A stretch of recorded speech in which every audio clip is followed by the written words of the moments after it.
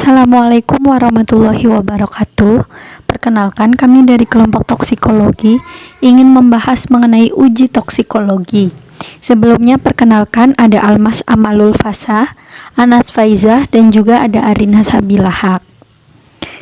Penjelasan yang pertama, karsinogenesis merupakan proses pembentukan sel kanker yang patogenesisnya secara molekuler merupakan penyakit genetik.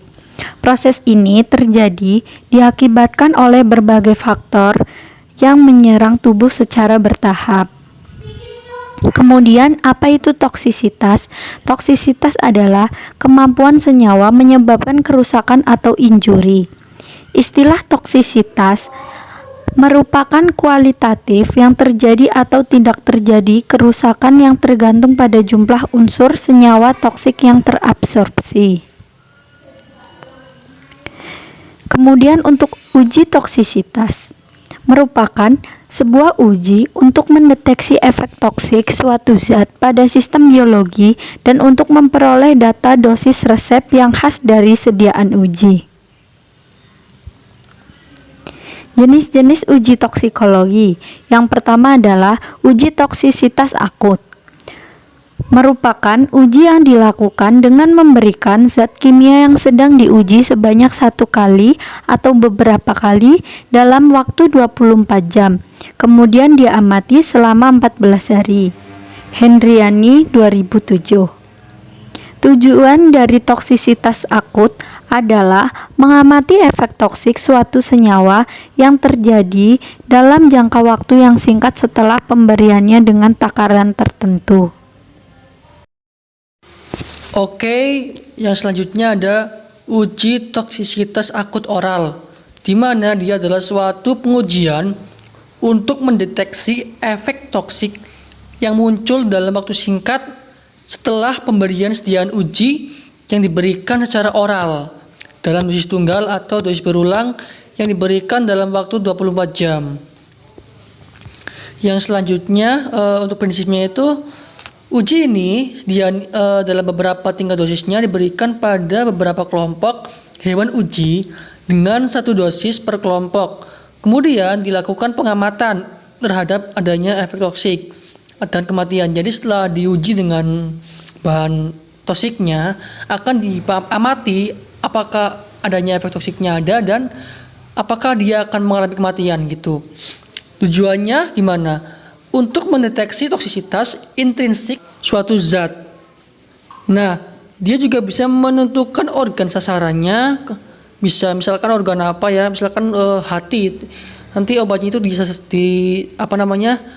disasarkan ke hati gitu. Kepekaan spesies memperoleh informasi bahaya setelah diuji. Nah, dan dia juga akan dapat memperoleh informasi awal yang digunakan untuk menetapkan tingkat dosis. Ya, merancang uji toksisitas selanjutnya memperoleh nilai LD 50, lethal dosis 50, ya, suatu bahan atau sediaan serta penentuan penggolongan bahan atau pelabelan. Oke, selanjutnya ada uji toksisitas subkronis, di mana prinsipnya adalah suatu substansi tes diberikan secara oral dalam dosis yang berjangka yang telah ditentukan pada beberapa grup dari hewan percobaan, suatu dosis per grup dalam periode 90 hari dengan cara yang sama dengan pemberian pada tes akut.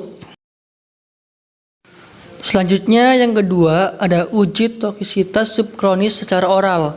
Suatu pengujian untuk mendeteksi efek toksik yang muncul setelah pemberian sediaan dengan dosis yang berulang yang diberikan secara oral pada hewan uji selama sebagian umur hewan, tetapi tidak lebih dari 10% seluruh umur hewannya.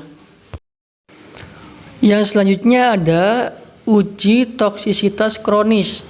Tadi kan ada yang akut, subkronis, dan sekarang kronis.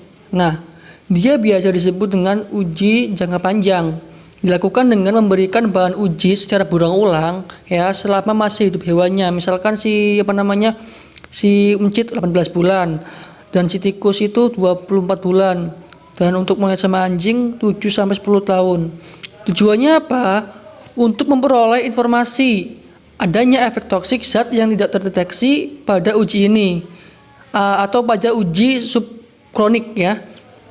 Karakterisasinya dari suatu sediaan uji yang dipaparkan dalam waktu lama dan berulang, dan menentukan dosis yang tidak menimbulkan efek toksik.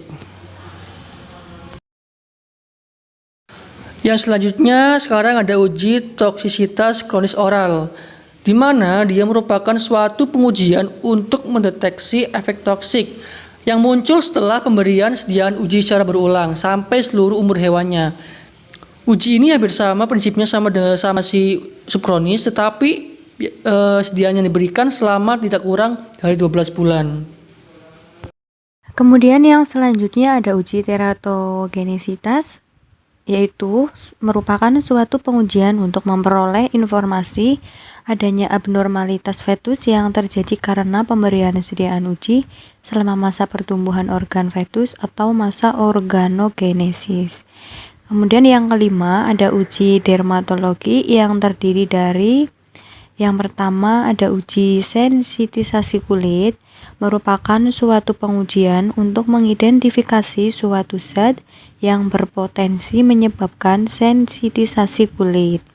Yang kedua ada uji iritasi akudermal, merupakan suatu uji pada hewan untuk mendeteksi efek toksik yang muncul setelah pemaparan sediaan uji pada dermal selama 3 menit sampai 4 jam.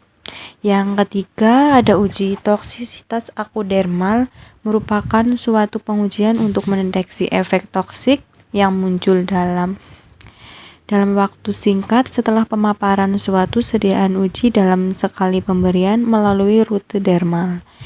Yang terakhir ada uji toksisitas subkronis dermal, merupakan suatu pengujian untuk mendeteksi efek toksik yang muncul setelah pemberian sediaan uji dengan dosis berulang yang diberikan melalui rute dermal pada hewan uji selama sebagian umur hewan, tetapi tidak lebih dari 10% seluruh umur hewan.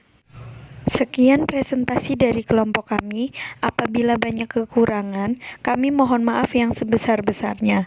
Wassalamualaikum warahmatullahi wabarakatuh.